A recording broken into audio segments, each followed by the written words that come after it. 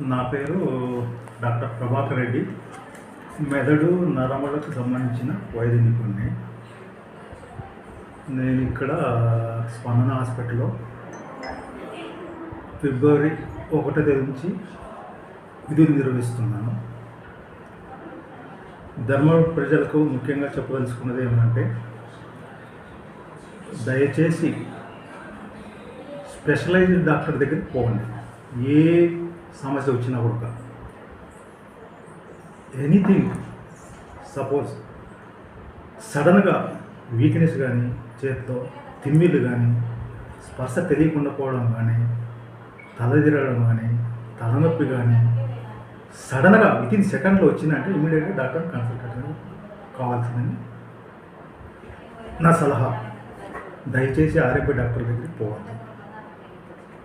ఎందుకంటే within 4.5 hours 4 గంటల 50 నిమిషాల్లో వచ్చినారంటే ఒక ఇంజక్షన్ ఇవ్వచ్చు క్లాట్ కరిగేదానికి.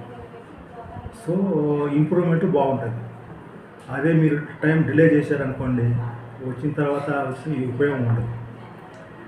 అందువలన ఇప్పటి నుంచి అందుబాటులో ఉంటాను. సద్వినియోగం చేసుకొని నా సర్వీస్ చెప్తాను.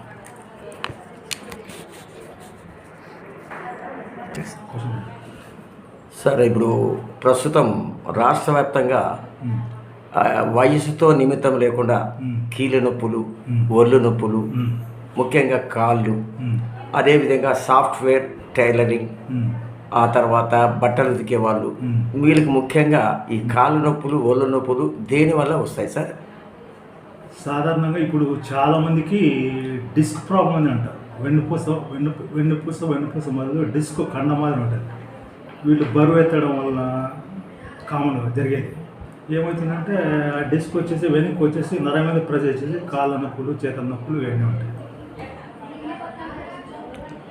సార్. ఆ తర్వాత ఇప్పుడు ముఖ్యంగా ఇప్పుడు జస్ట్ 1 year నుంచి, అంటే కరోనా రాక మునుపు, వచ్చిన తర్వాత వయసుతో నిమిత్తం లేకుండా చాలామంది హార్ట్ అటాక్తో చనిపోతున్నారు. అదేవిధంగా మెదడుతో ప్రాబ్లం వల్ల కూడా చనిపోతున్నారు సార్. ఇలా ఎందుకు జరుగుతుంది సార్? కామన్ అంటే ఇప్పుడు 2 రకాలండి. నెంబర్ 1 మాడిఫైడ్ రిస్క్ ఫ్యాక్టర్స్ ఉంటాయి.